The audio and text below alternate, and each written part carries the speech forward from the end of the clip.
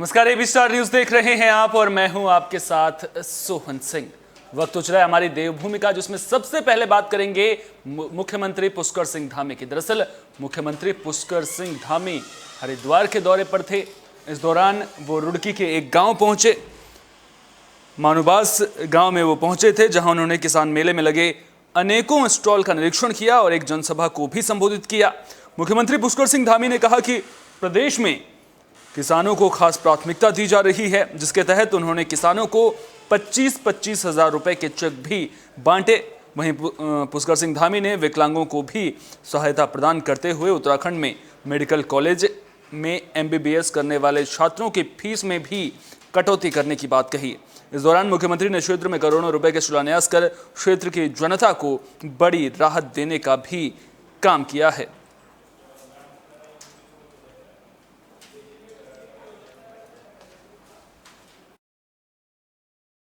कार्यक्रम कर रहे हैं, जनसंवाद कर रहे हैं, जन सुनवाई कर रहे हैं। सुनवाई के साथ साथ समस्याओं का समाधान, निराकरण, जो हमारा एक संतुष्टि का जो हमने मंत्र दिया है, उसी के आधार पर आज भी यहाँ पर भी करा है। यहाँ पर विभिन्न योजनाओं का शिलान्यास भी किया है, लोकार्पण भी किया है और किसान भाइयों से संवाद भी किया है। कार्यक्रम खबर रामनगर से है, जहां हाथी के आतंक से लोग परेशान हैं। दरअसल हाथी ने सड़क के किनारे बनी हुई एक दुकान को ध्वस्त कर दिया। आपको बता दें कि आए दिन हाथी के आतंक की खबरें सामने आती रहती हैं।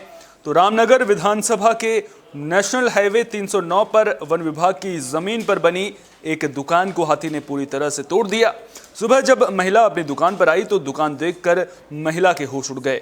रामनगर कॉर्बेट पार्क से लगे वन विभाग क्षेत्र में महिला हेमा टमटा की चाय की दुकान पर हाथी ने हमला कर उसे पूरी तरह से नष्ट कर दिया।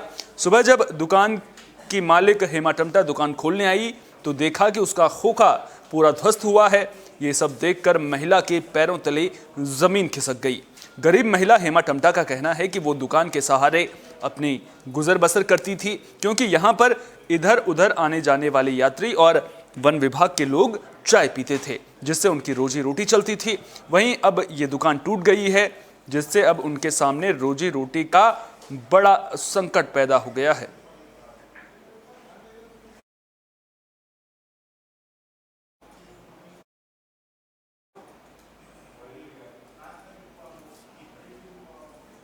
खबर चमोली से है, जहां खेल महाकुंभ का आयोजन किया गया। आपको बता दें कि दूसरे दिन भी खेल महाकुंभ में रौनक देखते ही बन रही थी।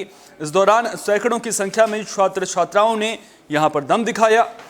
तो विकासखंड नारायण बगड़ में 5 दिवसीय खंड स्तरीय खेल महाकुंभ का स्थानीय GIC के खेल मैदान में दूसरे दिन भी काफी रौनक देखने को मिली।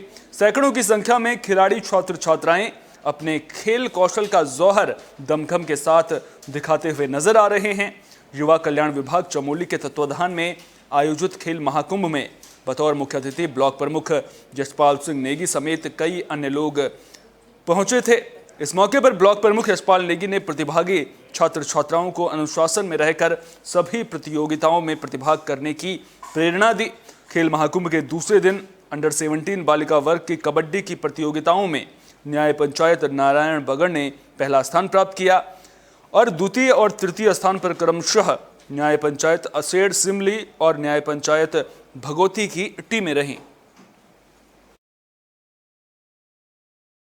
तमाम खेल सारे कोई भी खेल गतिविधियां नहीं हुई, बच्चे घरों में कैद थे और ये जो आयोजन हुआ ये सराहनीय है। हम सभी शारीरिक शिक्षक विकासखंड नारायण बगड़ से इसकी प्रशंसा करते हैं कि आपने ये आयोजन किया और इस आयोजन में भी तमाम जो आयु वर्ग हैं, जिसमें अंडर 14, अंडर 17, अंडर 21 की जो विभिन्न गतिविधियां हैं, इसमें ट्रैकिंग फील्ड की इवेंट्स हैं और हमारे जो गेम्स हैं खो खो, कबड्डी और वॉलीबॉल, हैंडबॉल, ये सारे जितने भी इसमें इवेंट्स हैं और ट्रैक एंड फील्ड के सारे इवेंट हैं, ये यहाँ पर आयोजन हो रहा है। विकासखंड नारायण बगड़ में छोटा सा ग्राउंड है, ग्राउंड की यहाँ पर कमी है, जैसे आप देख रहे हैं। इसी ग्राउंड में सब कुछ ट्रैक एंड फील्ड भी इसी में हो रहा है, गेम्स भी इसी में हो रहे हैं, तो बच्चे बढ़ चढ़ के हिस्सा ले रहे हैं। और हमने अभी तक 3 टीमों के साथ खेला है, 2 टीमों के साथ जीत गए थे, लेकिन तीसरी टीम NBR की नारायण बगड़ थी, उनके साथ हम सेकंड स्थान प्राप्त किया है।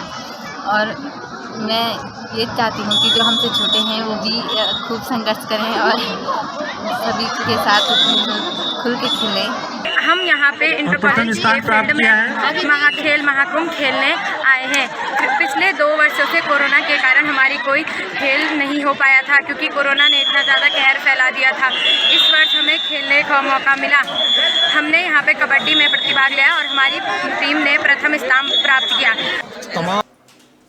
उत्तराखंड में चुनाव नजदीक हैं, लिहाजा सभी पार्टियों ने कमर कस ली है।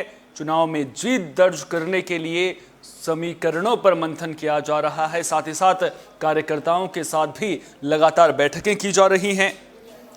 इसी कड़ी में चमोली में महिला मोर्चा की प्रदेश अध्यक्ष और यमकेश्वर विधायक रितु खंडूरी ने जनपद का भ्रमण किया। आपको बता दें कि बीजेपी महिला मोर्चा की प्रदेश अध्यक्ष रितु खंडूरी ने भ्रमण किया है।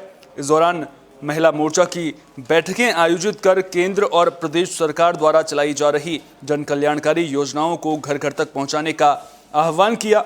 साथ ही आगामी चुनाव के लिए तैयार रहने के निर्देश भी दिए। गोपेश्वर में आयोजित प्रेस वार्ता में उन्होंने 2022 को लेकर अपनी सरकार द्वारा महिलाओं के विकास और सशक्तिकरण को लेकर चलाए जा रहे कामों की जानकारी दी। कहा कि राज्य सरकार महिलाओं को स्वावलंबी बनाने के लिए लगातार काम कर रही है।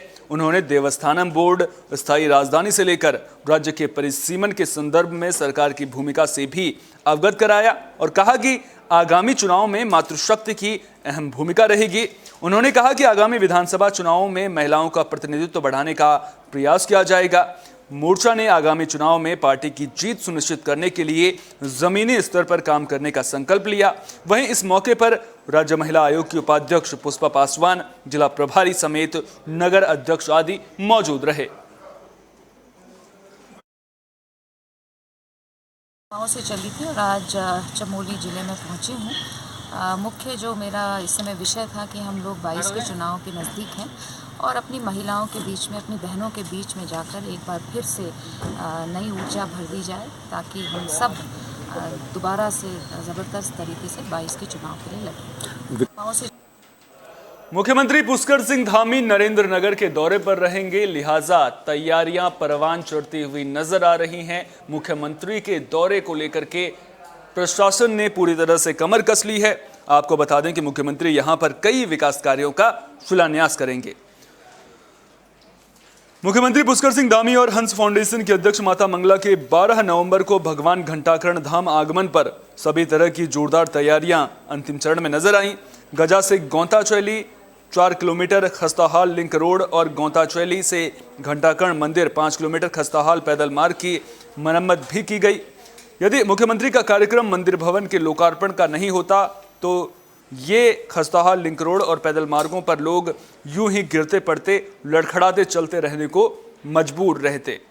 जिला स्थानीय प्रशासन और पुलिस प्रशासन से और संबंधित विभाग सभी तरह की तैयारियों को करवाते हुए सभी कामों पर पैनी नजर रखे हुए है। समुद्र तल से 8000 फीट की ऊंचाई पर स्थित घड़ियाल डांडा में विराजमान घंटाकर्ण मंदिर धाम के नवनिर्मित भवन का मुख्यमंत्री लोकार्पण करने के साथ क्षेत्र के अनेक विकास कार्यों का शिलान्यास भी करते हुए नजर आएंगे। तो घंटाकर्ण मंदिर का शिलान्यास है और जिस तरह से इस मंदिर का पुनरुद्धार हुआ है, पुनर्निर्माण हुआ है, वो वाकई काबिल तारीफ है। तस्वीरों में आप देख सकते हैं कि कितनी अनुपम छटा इस मंदिर की देखते ही बन रही है और अब लंबे अंतराल के बाद ये मंदिर बनकर तैयार हुआ है। आपको बता दें कि इस मंदिर में अगर जाना है तो आपको गजा से करीब 5 से 6 किलोमीटर का पैदल रास्ता होता है। इस रास्ते के जरिए आप इस मंदिर तक पहुंच पाएंगे और अब मुख्यमंत्री इसका उद्घाटन करने के लिए पहुंच रहे हैं, लिहाजा तैयारियां पूरी तरह से चाक चौबंद नजर आ रही हैं।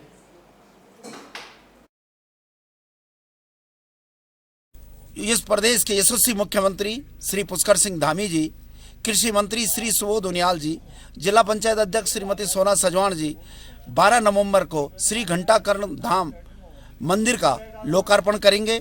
उसके साथ सोलर पंपिंग योजना का भी लोकार्पण होगा, उसके साथ गेस्ट हाउस का भी लोकार्पण होगा, ठाकुर भगत सजवाण जी की मूर्ति का शिलान्यास होगा और अन्य कार्यों के शिलान्यास और लोकार्पण होंगे। मैं घंटाकर्ण धाम ट्रस्ट सचिव के नाते आप सभी श्रद्धालु गणों को श्री घंटाकर्ण धाम में 12 नवंबर को आने का न्योता देता हूं। आप सब लोग अधिक से अधिक संख्या में 12 नवंबर को श्री घंटाकर्ण धाम लोकार्पण में पहुंचने का कष्ट। ये जूना अखाड़ा के द्वारा लंबे समय से छड़ी यात्रा का आयोजन किया जा रहा है।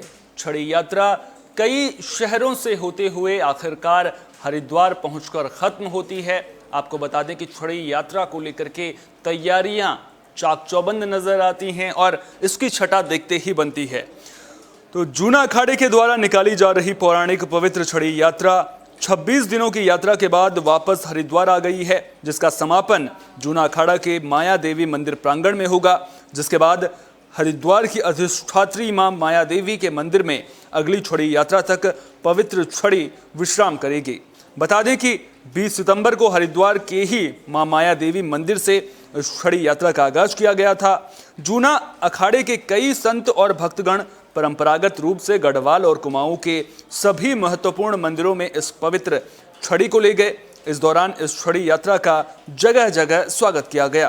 प्राचीन काल में सनातन परंपरा के तहत हिंदू धर्म के प्रचार प्रसार के लिए ये छड़ी यात्रा निकाली जाती थी, लेकिन कई सालों से ये प्रथा बंद हो गई थी।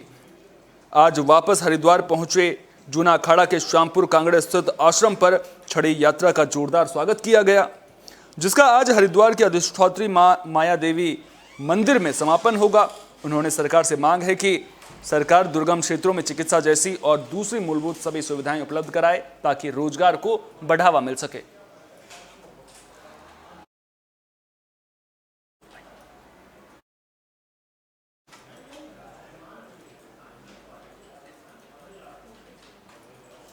हमारी देवभूमि में फिलहाल के लिए इतना ही। देश दुनिया की तमाम अहम खबरों के लिए आप बने रहिए AB स्टार न्यूज के साथ, क्योंकि यहां पर खबरों का सिलसिला कभी नहीं थमता।